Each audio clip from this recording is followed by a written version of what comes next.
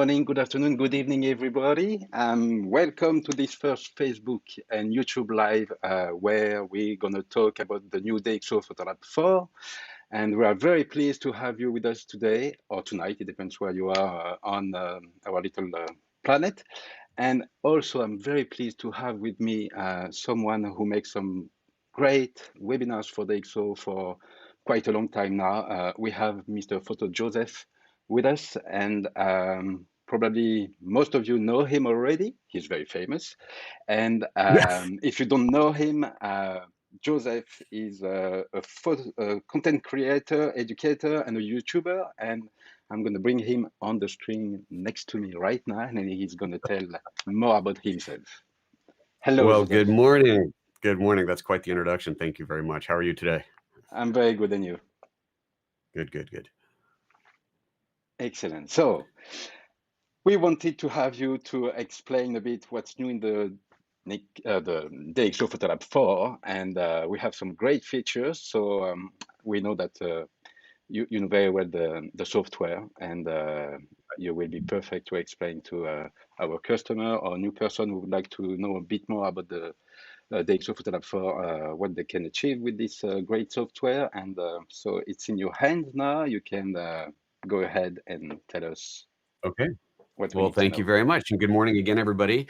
As you said, I'm Photo Joseph, and I am going to take you on a little tour of what's new here in PhotoLab 4. We're going to be focusing on specifically the newest features.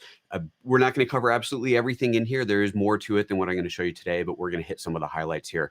Make sure that you see the big call-out features that you're going to want to know about for this new version. So let's just jump right into it. The first thing we're going to talk about is the interface itself. If you notice over here on the right, if you're familiar with PhotoLab already, it's going to look a little bit more cleaned up here than you might be used to. That's because this interface has been cleaned up. In fact, if we go up here to the workspace menu, you'll see that there's two workspaces that are built in now. There's the standard, which is where it's going to start. And then when you switch to advanced, it actually opens up a bunch more tools in here. And if you're already familiar with PhotoLab, then this is going to be more of what you're looking for. So it just brings more tools into it. But of course, all these extra tools can be a little confusing for the uninitiated. Now, we have a lot of new ways to filter through these tools and find exactly what you're looking for. One of the most significant ones is up here at the top. There are these filters that filter by adjustments. So these are lighting adjustments. So things like exposure compensation, smart lighting, selective toning, your tone curves, and those sort of things are going to show up here. The next one is all about color. So if you want to do anything with color with your image, whether you're talking about doing white balance or saturation or color shifting using the HSL tool that was introduced in the previous major release, then you're going to find those under there. The next category is called details. This is where we're going to find our denoising. And you've probably already heard now about deep prime. We'll be spending some time on that later. Lens sharpening and so on, defringing, chromatic aberration correction, and so on is there. Next, you get into geometry, where you'll find your lens corrections and cropping based out of. And then there's local adjustments, local adjusting for doing your U points or brushes and things like that. And then finally, there's one more tab here called the Effects tab. This is where you'll find the new instant watermarking. And of course, we'll be talking about that later as well. Now, one of the things that a lot of new users can get confused by with PhotoLab is when you first open an image in PhotoLab, a lot of stuff happens to it automatically. This is just part of the way PhotoLab works. You open a photo and it's kind of like an auto adjust, but it's doing a lot more than just an auto balance. It does a huge amount of work to the photo when you first open it. And if you've never used it before, it can be a little bit daunting to figure out, well, hold on, what's actually happened to my image and what adjustments have been applied and which ones haven't. So back over here to the screen up in the top right, you'll see this new icon that allows me to look at the adjustments that have already been applied. This is called active corrections. You can see a little pop up there under my mouse. And this shows me everything that has already been done. So this image has a whole bunch of work already done to it. And that's super helpful when you're getting to know the application and getting to know the adjustments and what's been done to your image. And you can see what's already been applied in here. And of course, you can turn each one of these on or off or play with these settings as you like. The next feature in here is called favorites. And this is really cool because it allows me to mark off favorite adjustments to get to later. So let's just say that I really like smart lighting. I know I use it all the time. Maybe I use, let's go HSL, that tool. I love that one. I use that all the time. So I'm marking it as a star. And let's do one more. Let's say that I do cropping a lot. I always crop my images. So I'll put a little star on there. Now, whenever I want to get to those those adjustments, I just click on the star menu here and it shows me only those adjustments. And now these can actually even be applied. So if I wanted to see only my adjustments that were applied in the, that came out of the color category, I can turn both of those on. And now I'm seeing just the color adjustments that have been favorited. So you can combine these together, which is kind of cool. The last tool that we have in here for finding your adjustments is the search. So if I don't know what something is called, or more importantly, if I don't know where it is, this is where I can search for it. So let's say I want to find saturation. So I type in saturation. It turns out that saturation lives under color accentuation. Okay, cool. And it lives under the HSL tool. So there's two different places I can adjust the saturation. Another great example might be shadow lifting. I don't know where shadow lifting is. So I type in shadow, and it turns out shadow lifting is here under selective tones. Now that it's there, I can go ahead and drag the slider and make my change to it. So it just makes it really quick and easy to find your adjustments, especially when you're not familiar with the app already. And you'll notice here too, for those of you who've already used PhotoLab, that this has changed a little bit.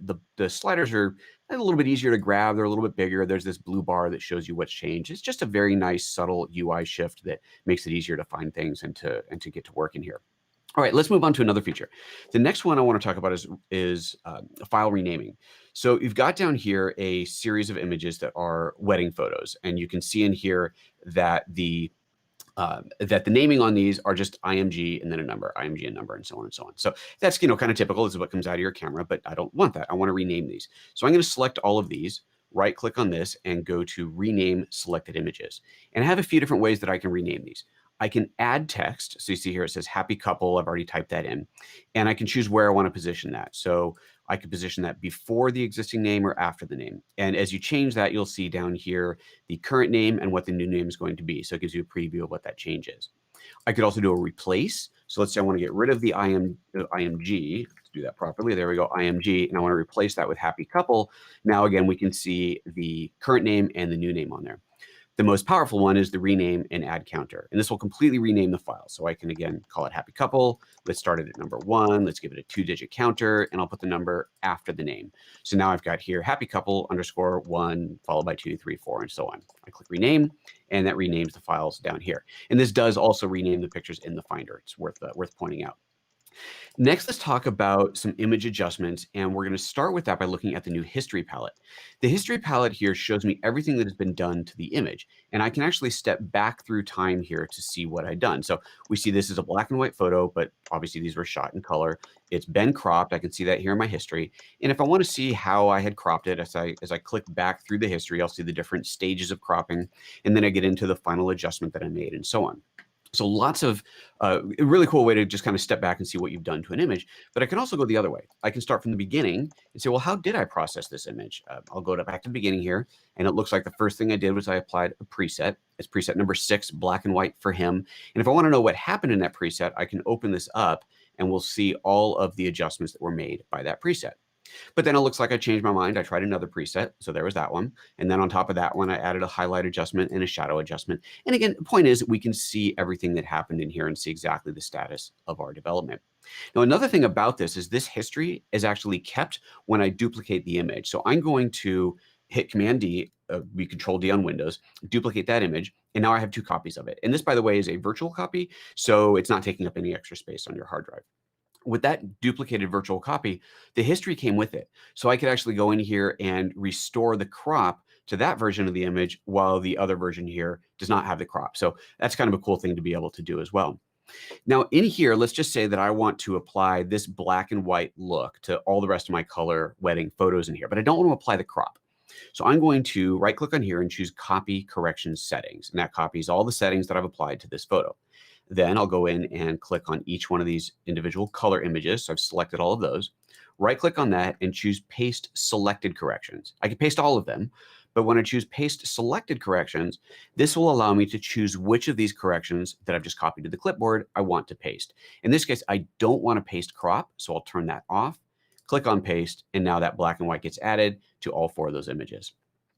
The next feature that I want to show you is watermarking. And this is kind of a biggie. A lot of people have been asking about watermarking. And so now we have a really cool implementation of watermarking in PhotoLab 4. And I think you'll find that this implementation gives you a lot of flexibility in how it works and just gives you a lot of power and control over it. So we're going to do this with these 4 images here. I've got a model here that I've shot. And let's just say for the sake of the demo that as our first use case for watermarking, I'm going to supply these images to the client, but the client hasn't paid for them yet. So I want to make sure there's a nice big watermark so they don't forget that they need to pay me before they use these. So I'm going to go and add a text watermark. I go to instant watermarking and I'll start typing in text. I'm going to put copyright photo Joseph. Let's make sure they don't forget who owns these photos. I'll put that watermark right in the middle. Let's make it really, really big on there. And just so it's not completely hideous, I'm going to change the blending mode, give it an overlay mode, pull the opacity back, and make it subtle. So it's just subtle enough that they're not going to forget that they haven't paid for these yet. They won't accidentally post these on social media. So that's one use case for watermarking. Another good use case for it would be if you wanted to brand your images. It's quite common to want to brand your photos, especially, the wedding photographer would be a great example of that. And so I'm going to use this as a branding exercise. Let's make the opacity nice and big. I'll still leave it in overlay because I think that's kind of cool. Let's make this a bit smaller. Let's actually change the text in here. We'll call this by Photo Joseph Studios. So it's not a copyright thing. It's just a branding exercise. We'll change the font in here. Let's see. I have a cool font down here that I've chosen before. There we go. Kokanor, kind of a nice scripty font. Let's put that in the bottom left corner. Put a little bit of a margin on there, maybe make it a little bit smaller, and there. So now I've got this nice little branding that can go on the corner of my images.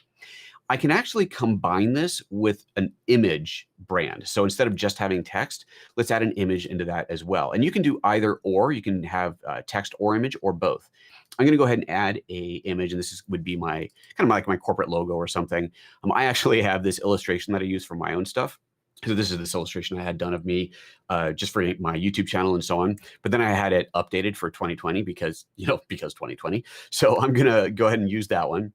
And we'll let that drop into the lower right corner here. And just like with the text, I can choose where it is positioned. If I wanted to put that in, some other corner, if I wanted to change the scaling of that, I can. I can change the blending mode on that, and the opacity, and I have control over all of that, just like I do with the text.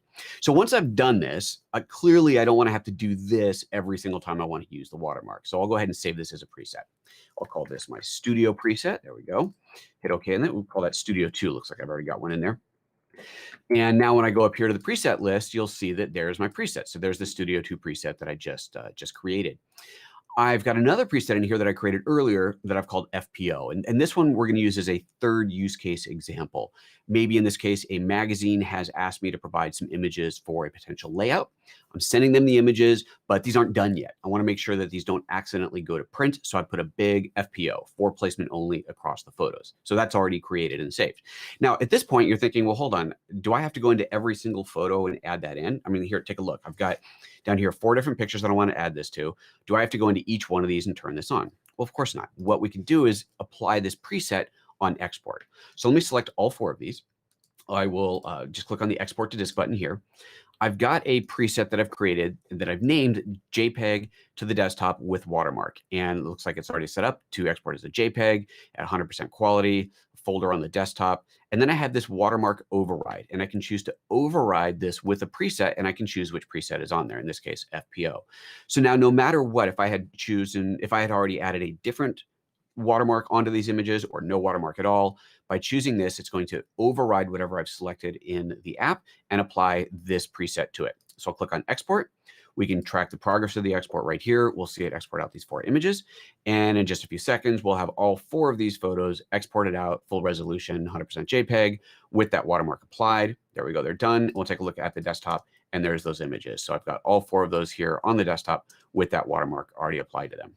So that's kind of cool. It's a nice way to work about that. All right, so that's watermarking. Next, we get into the thing that everybody's waiting for, the deep prime denoising. Now, for those of you who are already familiar with PhotoLab, you know that denoising in PhotoLab is one of its crown jewels. The prime algorithm, as it's been called for years, is an exceptional algorithm and is quite often considered the best in class out there for doing denoising. Well, prime has been upgraded now to something called Deep Prime, and Deep Prime is absolutely phenomenal what it can do. So I'm going to kind of step you through the process of going from the standard denoising up to Deep Prime, so you can just see just how effective this is. So let's go to a picture of, where is it here? My kitty cat. There we go. My little pet little kitten. shot in the zoo somewhere. Is it LA Zoo? I don't remember. Some zoo. I photographed this in, and picture of the cat. Cool, nice little tiger in there. If I do a compare to the original, we'll see that this original photo is actually quite washed out. So I've already added some contrast, added some color saturation to it, and that's cool. But let's take a look at this all the way zoomed in, 1:1. So here's the image at 1:1. Now I'm going to click on compare in just a moment here and show you what the original looked like. But before I do that, I want to bring your attention to the metadata over here on the left. The metadata shows that it was shot at an ISO of 25,000. That's 25,600. It's a pretty high ISO. And was shot on a GX8, which is a micro four thirds sensor. So it's a little bit of an older camera with a smaller sensor. And it's just, high ISO, small sensor, not the greatest combination. Click on compare, and there's what the original image looked like. Now, to be fair, what you're looking at here is a very, very grainy photo, which you would actually never see. Every raw decoder applies some level of denoising to it. This is turning all of that off, but this is what's come out of the camera. So now we go back to the standard denoise. This is, if we look at our denoising filters here, the DxO denoising filter adjustment, you'll see that it's set to HQ. That's high quality, which is also the fast one. This is the one that we can apply in real time. And it looks pretty good. I mean, if you compare it, this is pretty good. But there's to the right of that, you'll see two additional options, prime and deep prime. Now, for those, again, familiar with this already, you know this, but for those who aren't, just to explain, the way that prime and deep prime works is when you apply it, it doesn't apply to the whole image. It's so processor intensive that it really can't apply it in real time to the whole photo. So we're only going to see the updates here in the preview window until we export it. So with that in mind, I'll click on prime, give it a moment to process, and now you can see what that looks like on this image. And this is pretty good. I mean, going back to the HQ versus prime, this is pretty good. And this is what we have had before. If you look at the eye, however, look at the edge of the eye, you'll see it's a little bit rough. And that's to be expected. I mean, when we look at the original, you can see there's some kind of texture in there, right? I mean, there shouldn't be, but there's texture because of the noise. Look at the fur on the nose here. You can see some dark little spots in there, but we don't have a whole lot of additional detail in this. And you might think, well, I guess there just isn't any detail. But then we go to deep prime. And with deep prime, first take a look at the eye on there. Look at how smooth that has gotten, the way it should be. Look at how much additional detail is in the fur in here. It looks absolutely phenomenal. So the difference between HQ, prime, and deep prime is truly remarkable. If I click and hold on this to show the absolute original, the true original, you can see where it started and then it came to here. But really, to see the whole thing, we want to look at it side by side with the for the whole image. So to do that, I will export this out. I'm going to export this to the original folder location, which means it's going to show up right next to the original folder. We'll do it as a JPEG. That's fine. We'll have no watermark on there, and I'll click export. And now this would normally on most systems take 30 seconds to a minute to process. It's going very, very quickly because I've got a 16-core Mac Pro. It's kind of cheating a little bit, but I've got a really, really powerful computer here. So don't expect that on your MacBook Pro. But if you're running a Mac Pro or a really robust PC, then you could find a performance like that just to show what can be done. Anyway, back to it. So now we look at the photos here. You'll see that there's the original. Next to that, I see the JPEG. Kind of a cool feature in PhotoLab is I can go to the View menu and set the reference image for the Compare button to be the JPEG. So I'm going to put it to, oh goodness, it looks like I forgot to clean up my my export folder there. Let's see, I believe this is the one I just exported. Let's see, I click on Compare and there we go. And you can see in there full screen the difference between the two. That is deep prime and that is standard. Look at the fur along the mane in here. This is one of the most mind-blowing areas to look at. Look at how much detail has come into the fur. We see the texture on the nose coming back in, the sharpness in the eyes, the sharpness of the whiskers. It is just a truly remarkable, remarkable change in there. So that is just wonderful. Let's take a look at a couple other images. Just to point out a couple of things in here. This photo is, let me zoom out of this, just an umbrella, a couple colored umbrellas against this door. Nothing too special about this photo. If we zoom into this, we'll see quite a bit of noise in here. Let's look at the metadata. This is 16,000 ISO, so not super low, but a GX85. So again, a micro four thirds sensor, pretty small sensor. And if we look at this closely, you see quite a bit of noise in there. All right, so let's look at this area here over the handle. And on here, if you look at the edge of the handle, first of all, you'll see it's a bit chunky, kind of like that edge of the tiger's eye. It's a little bit bumpy, which is kind of odd because this is a pretty not shallow depth of field photo. We wouldn't expect that to be out of focus or anything, but it's a little bit bumpy. And then look at the texture behind this of the painted door or the lack thereof. There's not really any texture, it's kind of a mush. Let's switch over to prime mode. When I go to prime, this smooths out, but we get this thing that we call watercoloring, where some of the textures start to blend together and it looks like almost like a watercolor painting. I mean, it's way smoother than it was, but it's just got this kind of watercolor look, and the edge of that handle is still kind of soft. So now I go to deep prime, and with deep prime, the edge of the handle is crisp, but look in here, look closely, and you'll see actual texture in the paint, like the brush strokes in the paint come back through. If I look at the original, you would never have guessed that was there, but this has pulled that out, which is just remarkable. The next example photo I've got on here is of a guitarist. This is shot in a bar somewhere late at night. Looks like it was shot at 51,000 ISO, so very high ISO. It's a full frame sensor, S1. It's a modern camera, so it is definitely a more modern sensor than the ones we've been looking at. But if we look at this closely, let's go over to the hands in here. While I would say that this is certainly not an unusable photo at this stage, it definitely has a lot of noise. Look at the guitar strings in here, the texture of the bass, look at his hands, and so on. There's a lot going on in here. So let's take a look at a close-up of this area here. If I could bring your attention to his fingers, look at along his fingers, there's what I would call almost a yellowing of the skin. It almost looks like he's got a skin condition. It's just like this weird yellow flaking thing that's happening in there. You can see some of it here. And that is just because it was such a noisy image to begin with. This is what we've got out of it. But now let's go over to prime. And with that processing done, you'll see most of the yellowing goes away. And we get some nice texture into there again that we didn't have before. So that's better for sure. But then we go to deep prime and all the yellowing is gone. The skin is smoothed out. There is texture, wrinkles in his fingers here that we couldn't see before, and it just looks absolutely remarkable. Let's take a look at the guitar strings up here, the bass strings, and look at that in deep prime. You can see it's super cleaned up. The lines are much sharper. When you compare it to the original, it was over here. It just looks remarkably, remarkably better. Last example I want to show you is this photo. Now, this one is not very high ISO at all. It's only 12,000, but it was shot on a Canon 5D Mark II. So this is a camera that came out in 2008, I believe it was. It's a 12-plus-year-old sensor. And if we look at this, look closely at the face of this subject, you'll see on here that there is a ton of noise on his face. It's really just a big noisy mess. The background is super noisy and textured. And if you look at the blue light on his arm, on his elbow here, you'll see that it's very blocky. And this, again, is our standard denoising.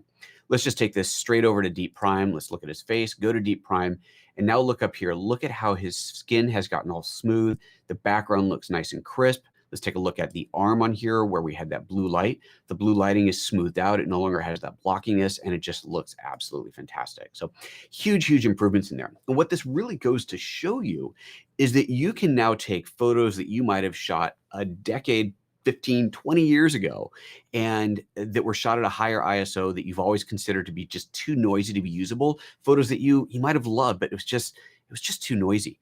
Run that through PhotoLab 4 with the new deep prime denoising on there, and you can be breathing new life into old photos. It's just really, truly fantastic. So that's what I wanted to show you today. That's the demo that I got prepared for you. Julian, I'm back over to you.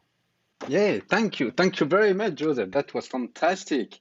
Well, I hope everyone's enjoyed it. And for sure, we will see each other quite soon. First of all, we will have 2 other Facebook Live, YouTube Live, one next week and the week after. And then we also have some great webinars with you. And for those who want to know more things and learn how to edit the picture, they can spend some time with you during an hour and ask you some questions. So we will share on Facebook and different platforms where to find the webinars to join us. And once again, thank you very much. Absolutely. If I could too, I'm looking at the comments and some people talking about on Facebook. I know Facebook is lower resolution. It's a little bit harder to see. If you go to my website, go to photojoseph.com/DxO. And at the top of that page, well, at the very top of the page, you're going to see all the webinars that were just mentioned. So you can have a quick link to jump to those. But underneath that, you'll see a video that I recorded of this same demo, but it's in 4K. So you'll be able to see it very, very crisp and clean on there. So I encourage you to check that out there. You'll see a really good, clean version of that demo. Yeah, exactly. And we are recording this live right now, so we will put it in full resolution also on Facebook, and it will be in full res also on YouTube. So we know that the resolution is not that good when we are live on Facebook, but don't worry, we will make sure that you can watch it again and again and again in full resolution. So thank you very much, Joseph, for your time. Take care, be safe. That's very important right now. Thank you, sir. And we see you soon later on. Thank you, guys, and see you later. Bye-bye. Thanks. Bye-bye. Thanks for watching, everybody. Bye.